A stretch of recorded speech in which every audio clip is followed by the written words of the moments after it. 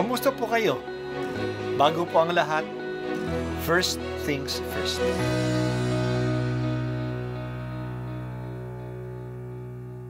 Good morning po.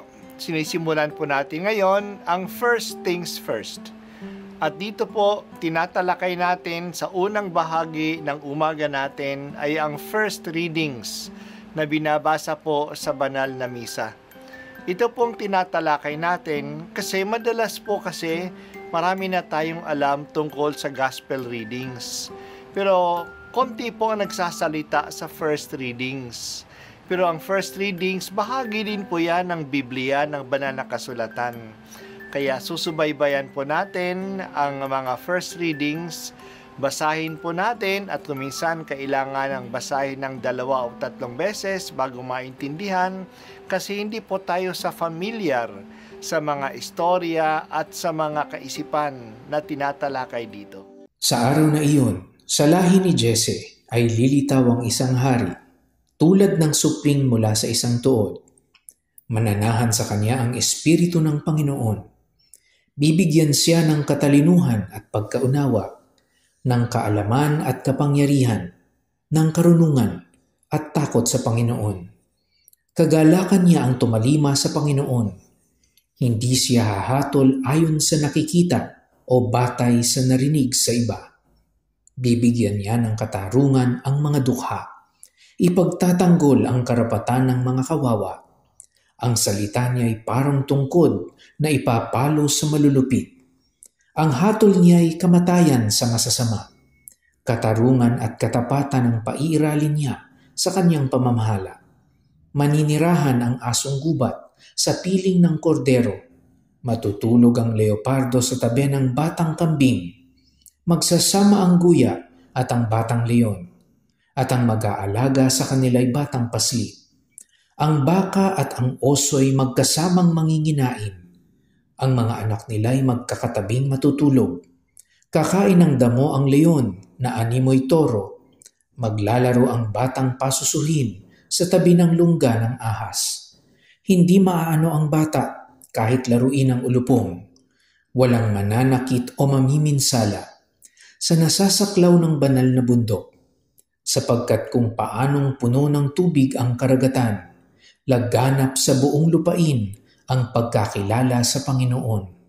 Sa araw na iyon, isisilang ang hari mula sa lahi ni Jese, ang magiging palatandaan para sa mga bansa.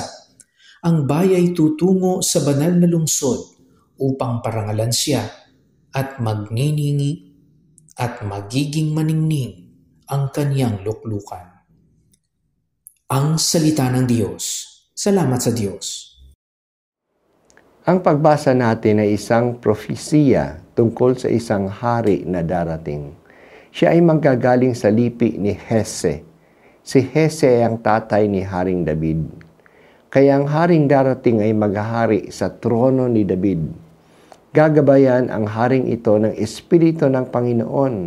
Kaya sa kanya ang biyaya ng katalinuhan, ng pagkaunawa, ng kaalaman, ng karunungan, ng takot sa Diyos, ng kapangyarihan, at ng pagtalima sa Diyos.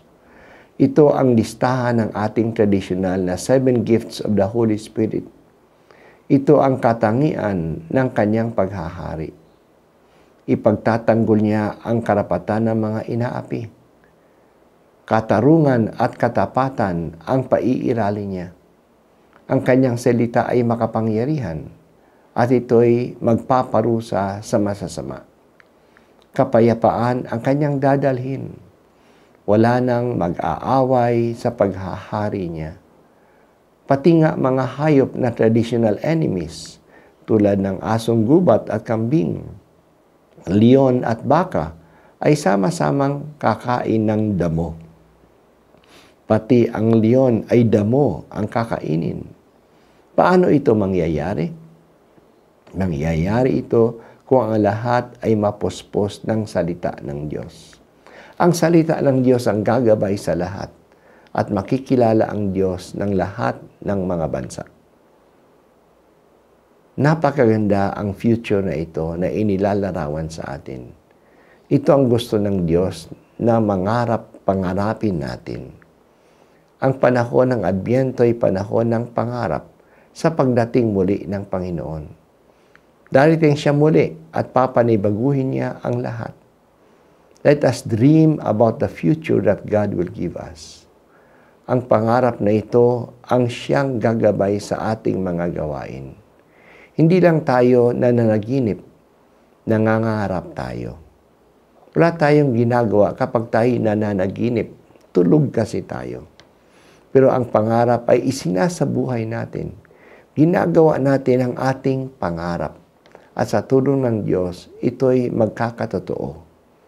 Pangarapin natin ang pagdating uli ng Diyos na magdadala ng katarungan at kapayapaan sapagkat tayo ay paghaharian ng isang hari na marunong, kaunawaan at katarungan ay makikiisa sa mga kawawa.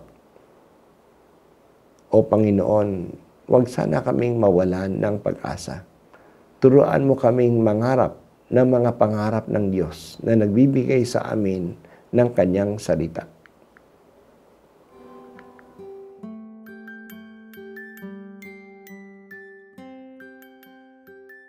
At ako po ay si Bishop Broderick Pabilio dito sa First Things First.